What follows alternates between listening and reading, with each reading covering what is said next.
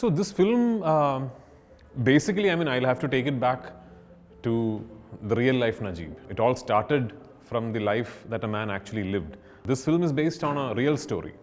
And not only is it based on a real story, the person who lived the life that you will see in this film is still very much alive and well amongst us, Mr. Najib Mohammed. Author Benjamin, who discovered or came to know of such a person, immediately wanted to write his life, document his life and make a book out of it. And then Benjamin wrote a book called Aadujeevitham based on Najib's life, and that book was published in 2008. And it was an immediate success, smash hit. To date, remains one of the largest selling books in the history of Malayalam. And as soon as the book was released, I know for a fact that multiple filmmakers, actors, all of us had the thought running that, oh wow, this would make an epic film. But as destiny would have it, the person who got the rights to the book is director Blessy. And as luck for me would have it, Blessy thought I am the actor who should be playing Najib. So that's how the idea behind the film came into existence. It's quite a long story because Blessy and me shook hands and decided that we are going to do the film in early 2009. So yeah, it's been quite a long journey. So yes, from 2008, where Blessy managed to get the rights to the book, to 2024, as we speak, few days prior to the release, it's been a 16-year-long journey. Even back in 2008, 2009, when Blessy first spoke to me about his vision for the idea of Aadujeevitham as a film, it was very big and grand. He always wanted to make this film in this huge canvas, go to real locations and shoot and make it look as organic as possible. So back in 2009, the kind of money, the kind of budget that would be required to pull off something like this was unthinkable, at least from Malayalam. You have to remember that, I'm talking about a period in time where Pan-India did not exist. So, the whole terminology called Pan-Indian cinema had not yet been invented. So it was quite a challenge for Blessy and me to be able to put a business model in place where we could think of doing a film. It took 10 years. A lot of things changed, fortunately, in those 10 years. Cinema changed in general. Malayalam cinema in particular went through a transformation in terms of how we monetize our revenue streams, etc. And finally in 2018, even though it still remained, as it does today, a very, very big financial risk, we were able to start shoot. So 2018 we started shooting. We first shot the portions for which I put on a lot of weight. So the idea was, since the character required a physical transformation, that I would first put on a lot of weight and then lose the weight so that the change would seem all the more drastic.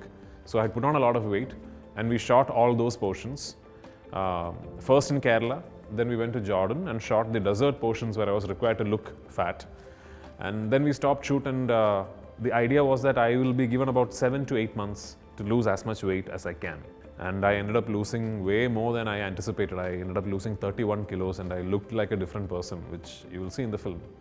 And we went back to Jordan early 2020 and we started shoot on the slim portions in the desert. But unfortunately, few days into the shoot, COVID-19 struck the world and the shoot had to be stopped and everything came to a standstill. We were stuck, the whole crew was stuck in Jordan in the middle of a desert for almost 3 months till we managed to get a repatriation flight and came back to India. At that point in time, Blessy and me, we had no idea what was ahead. We didn't know what was on the other side of the pandemic. We didn't know if we could ever be if we would ever manage to regroup and finish the film. And it was quite heartbreaking because by then we had already invested so much of time, effort, money, everything into the film. But thankfully, although the suspension in shoot was almost 1.5 years, we managed to regroup, go back to Algeria, shoot the escape portions of the film. Then we came back to Jordan, we shot what we could not shoot in 2020. Then finally we came back to Kerala. We did a patchwork of a couple of scenes that had to be shot inside a set. And the film finished its shoot in 2022. And then there was this extensive post-production schedule because we were very, very keen on making sure that this would always remain a zero-compromise film. So every facet of the post-production process, from sound to music to VFX to color grading, everything took a lot longer than it usually does for a film. but the time and the skill and the effort and the money, I believe, can be seen on the screen. Anyway, finally, as we are sitting here, 16 years later, 2024, 28th of March, the film is hitting the screens, cinemas across the world. I couldn't be happier. Looking forward to it. So when Blessy and me set out to make this film, obviously there were a lot of suggestions, a lot of opinions on how this could be done in the most efficient manner. And you have to realize that when you're talking of a 16-year-long journey behind one film, even the technology associated with filmmaking has undergone quite a few changes in that time period. So as we started shoot in 2018, we did have the option of thinking of this as a studio film, you know. There were a few people who thought that we should actually put up the set of the Masera in the desert where the animals are held inside a studio floor and shoot it against green mat. And that would be the easier, faster, cheaper, more efficient way to make this film. But one thing Blessy always had in mind was that he wanted to shoot this film in the most organic way possible, to go to the real locations, to make sure that the elements and the actors and the animals all interact with each other. And he wanted the film to be as real as possible. And that entailed a lot of effort and money.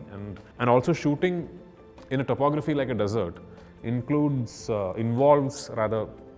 taking into account multiple factors that are beyond our control, like light, weather, climate.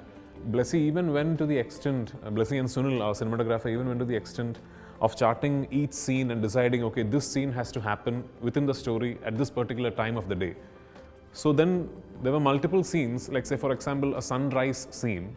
The actual sunrise light in the desert would only last for about 15 to 20 minutes as the sun is slowly peeping through from the horizon. When the sun comes up a bit, then it becomes very bright in the desert. So you would get about 20 minutes, 25 minutes of this actual early morning light, like just before sunrise. And there are scenes that need to happen in that light in the film.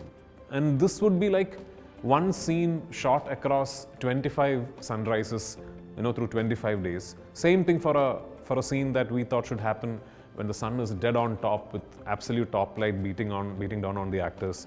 So we got that right. We made sure that the scenes that needed to be shot in a particular time of the day was only shot like that. There's a sandstorm sequence in the film. In Vadiram, where we shot, we get these sandstorm alerts that at this particular date that you are in, you know, there's a warning for a sandstorm. And usually if there's a sandstorm alert, you do not go out. You don't shoot that day.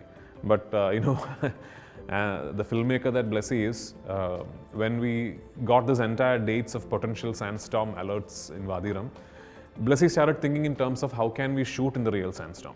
I don't know if anybody's done that. But the technical crew, in terms of the camera operators and all, they said, it's impossible, the cameras and everything are going to get spoiled. But then Blessy said, no, I really want to capture the actual sandstorm, and if there's something that happens to the cameras, I'll guarantee that I buy you a new camera and all that. And we shot inside a real sandstorm. So the sandstorm sequence you see in the film, of course there is VFX involved, there is CGI involved, and not all the shots, but there are a lot of shots in that sequence that we shot inside an actual sandstorm. The primary thanks for that has to go to this one man called Blessy, our director, because like you rightly said, all the others involved in the project, myself included, we have all done other films in between this journey, you know. But director Blessy for the last 16 years has been singularly focused on this one film.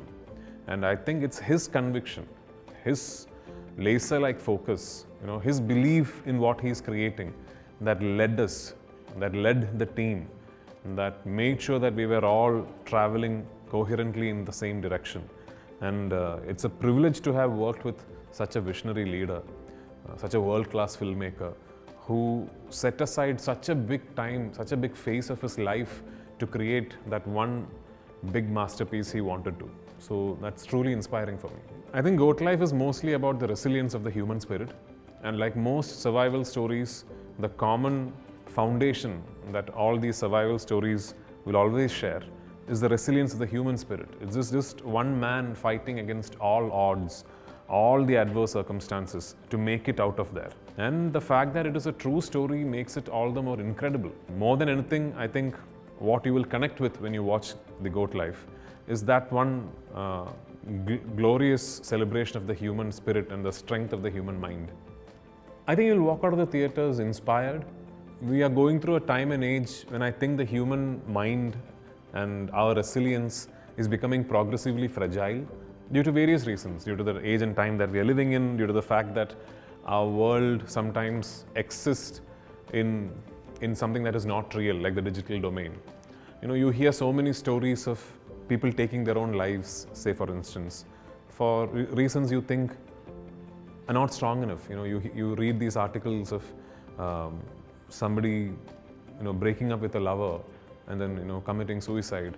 To put it in perspective, when you look at someone's life like Najib's, all the adversities that he had to go through, the circumstances that he had to fight against, the challenges that were posed in front of him, when an actual living man can take on so many odds and fight through it and survive them and reach the other end of it and then be able to tell his tale to the world, I think is a truly inspirational figure.